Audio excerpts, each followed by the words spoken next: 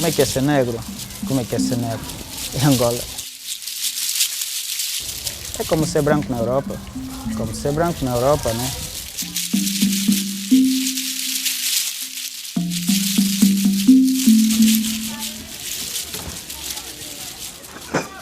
Estamos nesse momento no bairro do Sambizanga.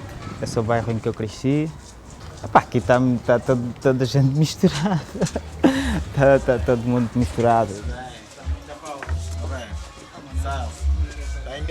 Normalmente é classe baixa. Classe baixa. Vive aqui. Aqui mulatos quase.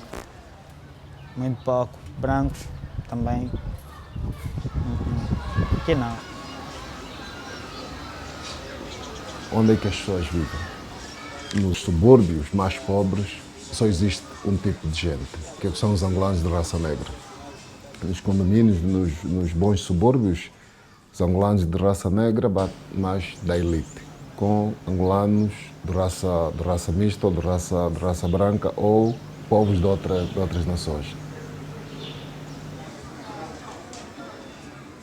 O conceito de que o MUSEC não tem o direito ou o privilégio de ter uma escola em condições tal e qual a uma escola como o centro da cidade. São esses conceitos todos que ainda existem.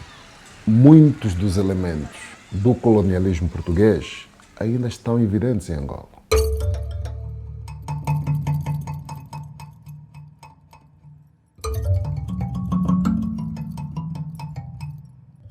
Nós quase que vivíamos na cena urbana, é como se estivesse a viver num país europeu colocado em África, né? Vamos imaginar. Porque eu tinha muito poucas relações com pessoas de outras raças, no meu cotidiano. Agora, obviamente que sei que havia muito racismo, porque o meu pai falava muito. O meu pai, por exemplo, falava que foi ele que conseguiu pela primeira vez permitir que um grupo que era o Lusitano aceitasse jogadores negros. Mas eu, em si, naquela fase, não tinha essa possibilidade de ver isso. Portanto, o meu pai falava muito. O Lubi Sport Clube não deixava entrar negros. Eu ainda me lembro, quando era miúdo, os autocarros eram separados. Nós chamávamos de manchimbombos, né? Havia um autocarro que era mais caro e havia um autocarro mais barato. Essa diferença dos preços era justificativa, mas nós sabíamos que o autocarro mais caro enchia-se de brancos, o autocarro mais barato enchia-se de negros. Aqui era argumentado, aí está, que as diferenças das pessoas não eram baseadas na raça, mas eram baseadas nas questões económicas. Que obviamente sabíamos que as questões económicas tinham a ver com questões de raça, porque as vantagens e as desvantagens não eram iguais para todos, não é? Eu tinha um colega na inspeção que era negro. É um inspetor negro, o único que houve até ao tempo colonial. A gente encontrava-se quando vinha a Luanda, a reuniões, ninguém se chateava com isso. Um dia, já não sei a que propósito, falámos na convivência racial e ele disse-me, ó Dario, eu venho sempre contigo, porque se eu for ao mesmo hotel a que nós fomos hoje, não tem quarto, porque sou negro. Se for contigo, já não podem dizer que não tem quarto. De repente confrontei-me com isso que eu não conhecia, esses laivos de racismo.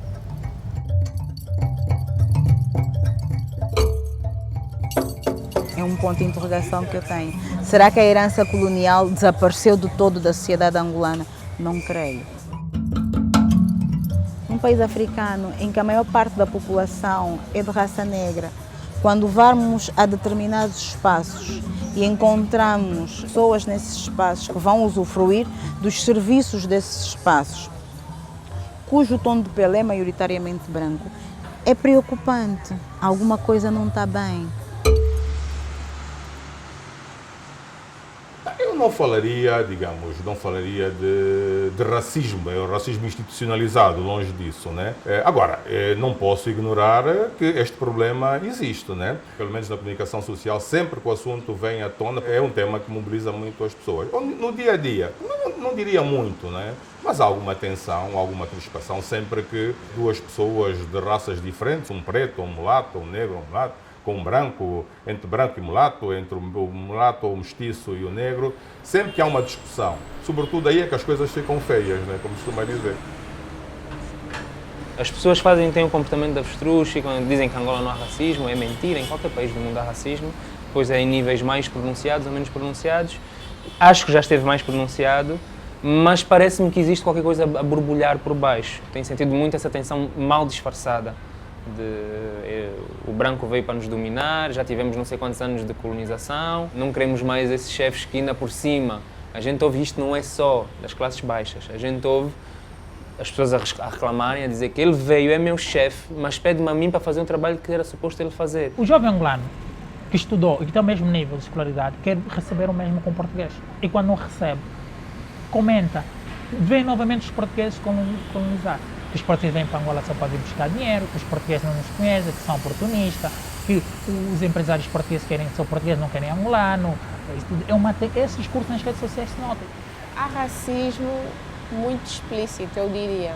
Por exemplo, só a título de exemplo, eu trabalhei para uma empresa, havia um único andar, que era onde eu estava, e que nessa repartição éramos quase todos do meu tom de pele. E havia uma pessoa mais clara. O edifício todo era gente clara, mulata ou branca, angolanos ou estrangeiros. E chamavam o Canal da Mancha, a nossa secção. É o Canal da Mancha, mas a gozarem. E pessoas claras ou escuras a falarem como se fosse uma coisa muito normal. Para mim é muito grave. As pessoas têm o preconceito de que os mais escuros são menos capacitados, não têm tantas habilitações ou habilidades, ou não merecem, simplesmente. Qualquer empreendedor está preocupado com uma única situação, que é o sucesso. Portanto, há muita gente mal preparada que é ultrapassada. Não é ultrapassada por brancos, ou por azuis, ou por cinzentos. É ultrapassada simplesmente por pessoas que sabem muito mais do que ele, que estão melhor preparadas do que ele. Então usam como defesa o truque ou a arma do racismo. Epá, isto aqui é o neocolonialismo, eles estão a chegar e estão a ficar com os cargos todos. Não nos comovemos com esta conversinha de que, epá, agora esses brancos e tal. Não é um problema de pena. Existe racismo institucionalizado em Angola. Existe. Porque há instituições, há empresas, há lugares onde é óbvio. Esse é um grande exemplo. Há 3 anos aparece sempre um chefe ou uma chefe que é portuguesa. Mas você tem um angolano ou uma angolana que já está a fazer esse trabalho há 5 ou 6 anos. Há esta cultura e é institucional. Pode ser que não esteja escrita num documento qualquer, mas é um valor que está lá, incutido, está lá na mente, que isso tem que ser assim, essa tem que ser a prática. Há empresas estrangeiras em que se diz que para determinados postos há preferência em relação a estrangeiros. Diz-se a estrangeiros, mas, portanto, para não se dizer a pessoas mais claras, não é? Mas, de facto, o que acontece é que, mesmo havendo um estrangeiro africano com maior qualificação, normalmente é preferido o europeu. Portanto, é uma questão racial.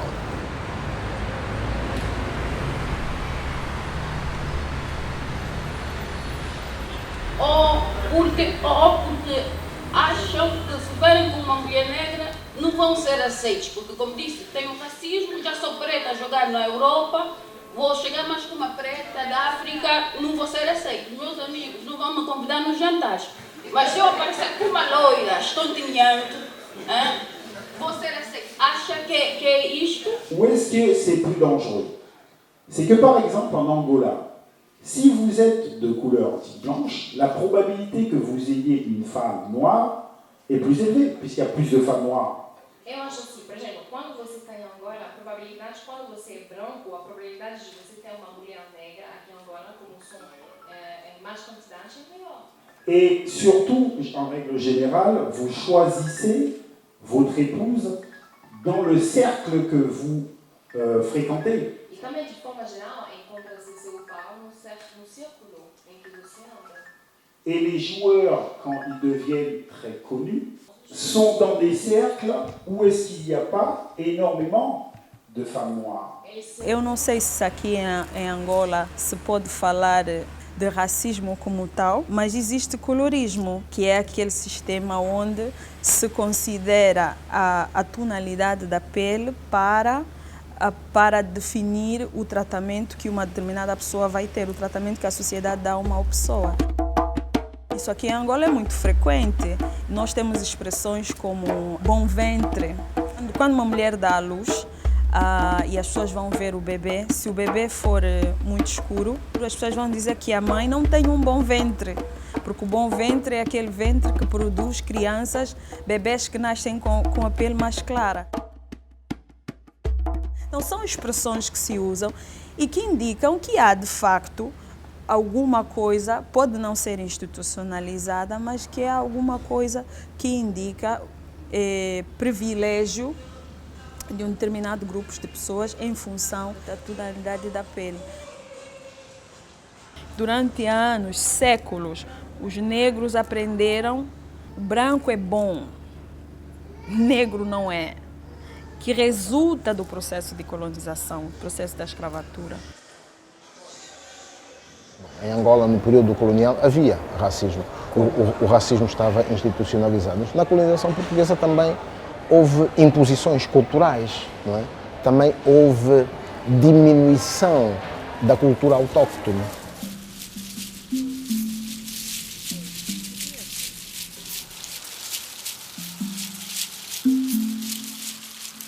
A questão do luso-verticalismo e a ideia de que a colonização portuguesa foi diferente das outras, não. Isso é uma... Diz-se que é uma teoria, não é? Mas é de facto uma ideologia que foi criada à volta da colonização portuguesa como se fosse uma coisa benéfica, como se tivesse sido uma coisa benéfica. Não, não foi, de maneira nenhuma. Quer dizer. Vamos lá ver. Em termos, por exemplo, das escolas, o português não deixou grandes escolas. Em Angola não deixou grandes escolas. E nem sequer temos universidade enorme em Angola. E a filosofia da administração colonial foi de grande exclusão. Classificava, categorizava pessoas. Esses são indígenas e são assimilados. E pronto, isso nós vivemos hoje em dia as consequências. Certo. Pelo poder popular, pátria unida, liberdade, um só povo, nação. O processo de exclusão do outro diferente, não é? Opera-se ou se começa a preparar, não é? Já desde a proclamação da independência, portanto, 11 de novembro de 1975. Não é? O poder colonial é transferido de forma imediata, não é? E também estrategicamente planificada por atores portugueses a uma determinada força que, segundo eles, era mais ampla, mais inclusiva e, para além disto, também eram grupos que refletiam uma determinada engenharia, não é? O luso-tropicalismo, não é? Então, o MPLA tinha os mulatos, não é? Podia observar os mulatos, podia observar os brancos e, naturalmente, oferecia mais credibilidade, mais à vontade às entidades portuguesas, não é? O MPLA do que propriamente os outros partidos políticos. Já naquela altura, o Agostinho Neto, por exemplo, tinha muito próximo dele muitos mestiços. Muitos mestiços. Por quê? Porque os mestiços precisavam muito do apoio dele. A UNITA e a FNLA nunca foram a favor de misturas, nunca gostaram. É uma tendência que o MPLA foi criando para a sua própria manutenção, para a sua própria segurança. Eu sou 100% angolana, embora não tenha o aspecto físico, se calhar, e talvez tenha, enfim, acho que isso não é por aí. Os meus pais já nasceram cá, e os meus tios e toda a minha família. Nós pertencíamos a uma classe, enfim, de certa forma, privilegiada. Mas na minha família havia também uma consciência sobre Angola e sobre a independência. Uma vez eu estava a estacionar o carro num sítio para apanhar um colega, para irmos trabalhar. Pelos vistos, ali era uma paragem de canongueiro. Nós parámos um instante e ele ficou aborrecido. Pronto, apitou, impaciente, e como sempre, e o cobrador olhou para dentro do carro e fez...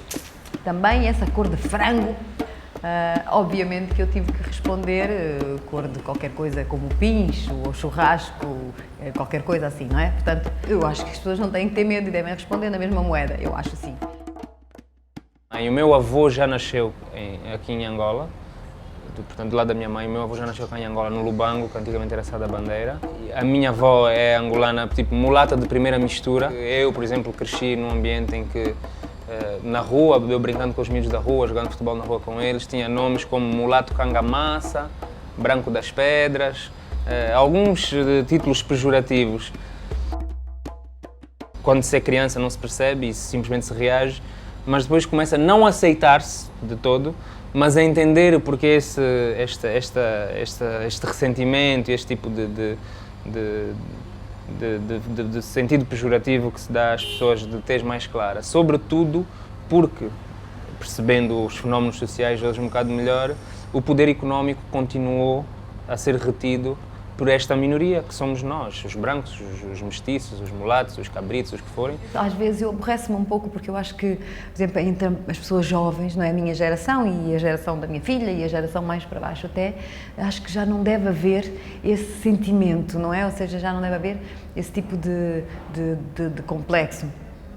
Mas isso é uma coisa que fica. As pessoas geralmente têm uma avó, podem ter ainda uma avó que foi, se não escravo, teve no contrato, não é? Ou teve nesse tipo de regime em casa, doméstico e assim, e portanto é natural. E as pessoas contam histórias, não é? Contam histórias, tiveram a ver quem contam histórias. E eram histórias, a maior parte delas, obviamente, de grande injustiça, não é? E realmente o injusto era o branco, não é? Ou seja, não eram todos, mas o regime não era um regime racista. Eu digo sempre, a relação Portugal e Angola nunca será perfeita. Não pode, porque há uma questão de violência. O colonizador e o colonizado. Essa relação nunca poderá deixar de ter um lado de violência e de trauma. As pessoas pensarem que de uma determinada altura é resolvível, não é. Nenhuma sociedade conseguiu, porque não conseguimos apagar a história. Se apagássemos a história, que ela poderia ser de fato nova, começasse uma nova relação. Lendo a história nunca será. Não temos uma sociedade que se recomenda, não temos, ainda não temos, mas vamos ter certamente. Vamos ter sobretudo se do ponto de vista social e económico Angola evoluir como deve evoluir, né? Com a distribuição do rendimento como deve ser feito e não com o agravamento das assimetrias e com os problemas sociais. É um mal que existe aqui na nossa sociedade. É preciso combater, mas eu não sei, eu acho que nem a geração do meu bisneto vai viver momentos diferentes, eu acho que não. E muitas vezes já me perguntei, será que eu preferiria não existir? Será que isso teria tirado algum peso? Para não ter havido colonização, por exemplo, para não ter havido presença ostensiva, durante um tempo ostensiva, de estrangeiros neste território, será que eu me sentiria melhor? Então não dá para responder porque eu não estaria cá para dizer se me sinto melhor ou não e não tens como comparar, porque não tens como voltar atrás e mudar as coisas. É daquelas coisas que é um beco sem saída, não adianta estar a filosofar muito.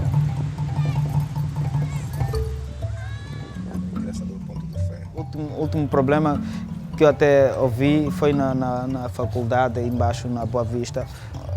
Um professor português foi agredido, ele estava na sala e houve um problema qualquer, ele disse: por isso é que vocês os negros continuam sempre burros. A cena do racismo é uma cena, tipo, e digo assim que é um problema que nunca vai terminar. As pessoas vão lutar, vamos lutar, enquanto formos homens imperfeitos, então podes crer.